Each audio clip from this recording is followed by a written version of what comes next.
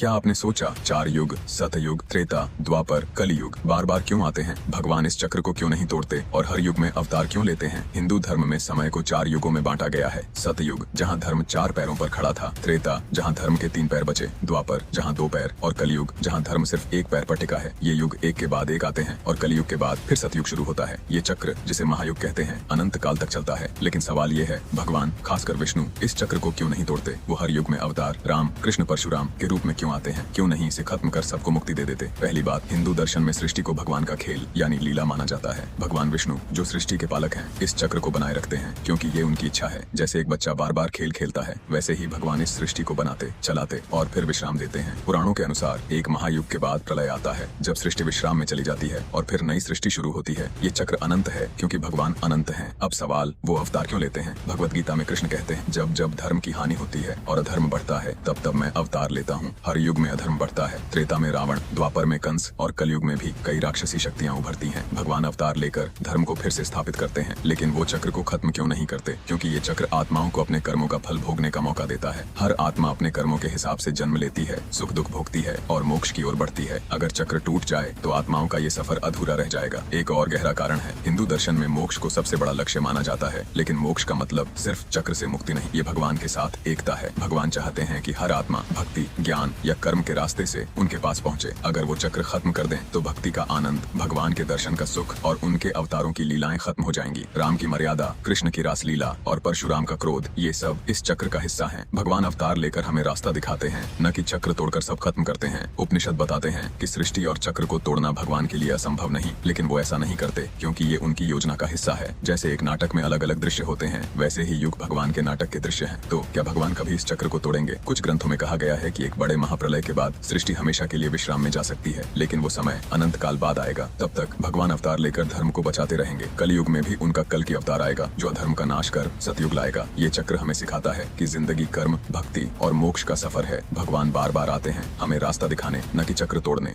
दोस्तों, कमेंट में जय श्री विष्णु भगवान जरूर लिखे। दोस्तों, वीडियो अच्छी लगी तो लाइक और कमेंट करके चैनल को जरूर सब्सक्राइब कर देना। आपका बहुत बहुत धन्यवाद।